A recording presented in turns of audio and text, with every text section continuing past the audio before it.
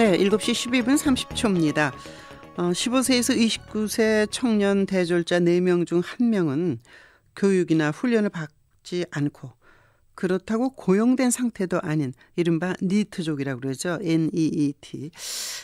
우리나라는 다른 나라에 비해서 고학력인 대졸 출신의 니트족 비중이 상당히 높다. 이렇게 나타났습니다. 왜 이런가? 자세히 알아보도록 하겠습니다. 숭실대학교 경제학과의 온기훈 박사입니다. 안녕하십니까? 네, 안녕하십니까? 네, 연휴 잘 보내셨습니까? 네, 잘 보냈습니다. 네.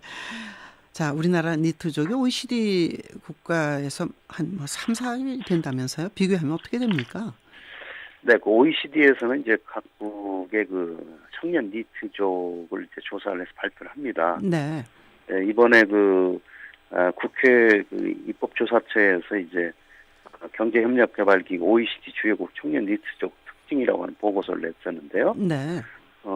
이것에 따르면 우리나라의 그 15세에서 29세 청년층에서 니트족 비중이 18.5%에 달한다. 이런 분석 자료를 내놨습니다. 네, 네. 다른 나라에서는 보통 특징을 보면요. 네. 고학력일수록 그 니트족 비중은 줄어듭니다. 예를 들어서 대졸자 니트족 비중은 중학교 졸업자나 고등학교 졸업자에 비해서 낮아지는 이런 특징을 보이고 있는데 네. 우리나라에서는 학력이 높아질수록 오히려 니트족 비중이 높아진다. 네. 이런 점이 이제 특징인 것으로 이렇게 나타났는데요. 우리나라 대학 졸업자에 비해서 니트족 비중은 평균이 18.5% 훨씬 높아서 24.4%에 달하고 있습니다. 그렇군요. 이것은 이제 그리스라든지 터키에 이어서 네. OECD 국가 중에서 세 번째로 높은 고학력자의 그 니트족 비중이 되겠습니다. 그렇다면 네. 이제 중졸이라든가 학력이 네. 이제 일만 못한 층보다도 훨씬 높다 이런 얘기가 되나요? 그렇습니다. 그러니까 예. 학력이 높아질수록 우리나라의 그 니트족 비중이 높아진다는 그런 얘기인데요. 네. 이것은 어떻게 보면은 물론 우리가 대졸자가 이제 다른 나라에 비해서 많다. 그런 점에도 특징이 있겠지만은 그만큼 학력이 높을수록 좀 제대로 된 직장을 찾기 위해서 네, 좋은 일자리 찾으려고 그렇죠. 예. 좋은 일자리를 찾기 위해서 일부러 소위 비정규 교육기관이라고 그러는데요. 네. 이제 대학이라든지 좀 정규적인 그런 교육기관에서 그 교육을 받지 않고 혼자서 고시 준비를 한다든지 공시족이라고 그러죠. 네네. 네. 그다음에 고시족 이런 말들이 나오는데 혼자서 공부하는 경우에 이런 경우에는 일단 니트족에 잡힙니다. 그렇기 때문에 일단은 지금 취업 선생이 험난하다. 네. 이런 점을 반영하고 있다고 봐야 되겠습니다. 그 청년 실업을 해소하기 위한 이제 발판을 우리가 기대했던 게 노사정 대타협인데, 네네. 이게 이제 결실을 맺지 못하고 해를 넘기게 됐는데 이거하고도 연결해서 생각해 볼 수 있나 모르겠어요.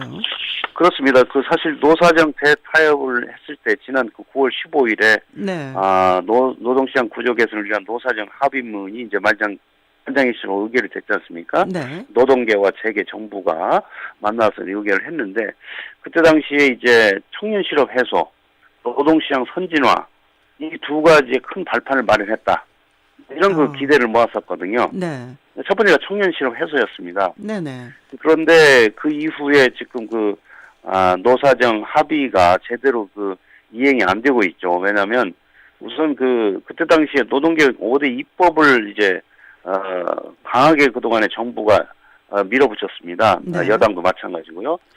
그런데 그때 당시에 개정안을 보면 5대 입법이 근로기준법, 그다음에 고용보험법, 산재보험법, 네. 기간제 근로자법, 파견근로자법 이런 5대 입법이었는데 네. 이걸 이제 연내에 마무리를 하겠다 입법을 이런 야심찬 목표를 세웠는데 이게 지금 상당히 불협화음이 지금 생기게 됐죠. 네, 어제도 노력했지만 잘 안 되고 있더라고요, 여야간에.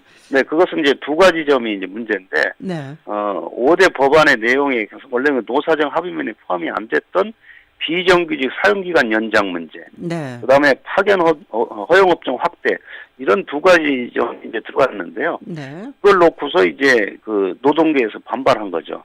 그렇죠. 예를 들어 비정규직 사용기간 연장은 지금 현재는 2년으로 비정규직을 지금 쓰고요. 네. 아마 2년 이상을 비정규직을 더 쓰게 되면은 정규직화 해야 된다. 예. 근데 이걸 4년까지 연장할 수 있도록 하자 이런 게 포함이 되는 이건 노동계가 반발하고 있고요. 네. 그 다음에 파견법 개정안도 사실 이것에 대해서도 네.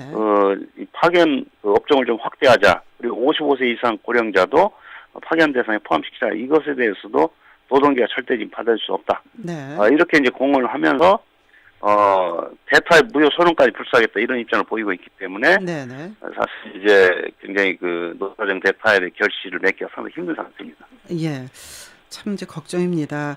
그런데 네. 그 공식 발표되는 청년 실업률은 그렇게 높은 편은 아니지만 사실상 청년 실업률은 훨씬 이보다 높다는 걸 우리가 체감하고 있지 않습니까?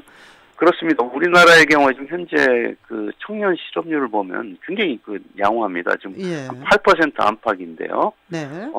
물론 일본보다는 조금 높긴 합니다만은 그리스라 이런 유럽 국가들에 비하면 쪽에 뭐 50%를 넘는 국가들도 있고 스페인 같으면은 네. 보통 20-30% 정도 되는데 우리나라는 8% 안팎이면 비교적 전체 실업률 3%보다는 좀 높긴 하지만은 네. 그렇게 이게 통계상으로는 그렇게 높지는 않습니다.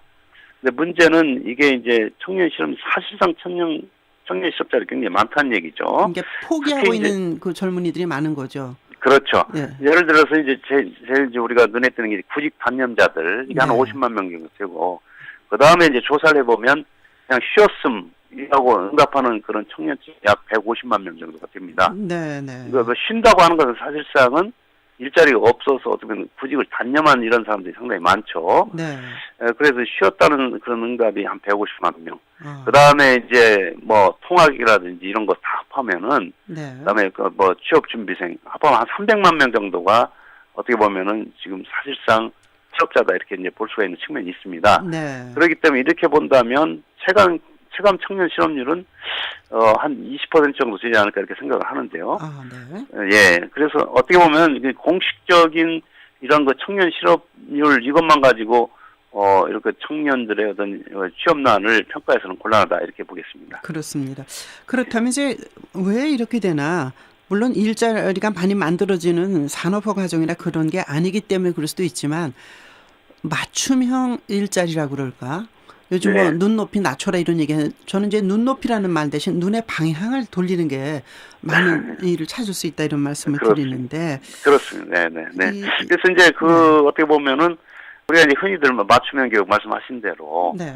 그러면 이제 흔히 말하는 이제 독일의 경우에 이제 뭐 듀얼 시스템 해가지고 네. 학교와 그 직장을 병행해서 이제 이렇게 대학 정도 되면은 이렇게 하지 않습니까? 네. 일찍이 이제 어떻게 보면은 독일 같으면은 이제 초등학교가 4년밖에 안 됩니다. 네. 그래서 그 이후에는 이제 대학으로 갈 것인지 실업계 학교를 갈 것인지가 정해지는데 인문계로 갈 것인지 네. 실업계로 갈 것인지 그런데 한 70% 정도는 이제 실업계 쪽으로 가서 결과과 같은 그 듀얼 시스템을 받죠. 그러니까 이제 그렇게 되면은 이제 대학을 졸업하게 되면 바로 이제 취직이 되는 거죠. 그렇죠. 우리나라의 경우에는 이제 그런 게 안 돼 있으니까 맞춤형 교육이 안 돼 있는 거죠. 그러니까 이제 교육을 시스템을 바꿔야 되는 거죠. 그렇죠. 네. 그래서 이제 교육 시스템 바꾸겠다 해서 고등학교에 여러 가지 마이스터 고등학교라든지 뭐 특성화 고등학교 이런 거 만들었는데 사실 마이스터 고등학교 나와서 또 대학을 또 가기 위해서 공부도 하고 이런 모습이니까 어떻게 보면 이 교육 문제는 좀 근본적인 개혁이 좀 필요하지 않을까 생각을 합니다. 부모들의 어떤 그 기대의 방향을 바꿔야 되지 않을까 하는 생각을 해봐요. 마이스터고라든지 실업계 고등학교 나와가지고 정말 훌륭한 일자리고 세계적인 디자이너가 된 사람들도 많이 나오고 있지 않습니까? 네네. 4년제 그렇습니다. 대학을 꼭 졸업해야 될 필요성이 있나 그런 생각도 그냥.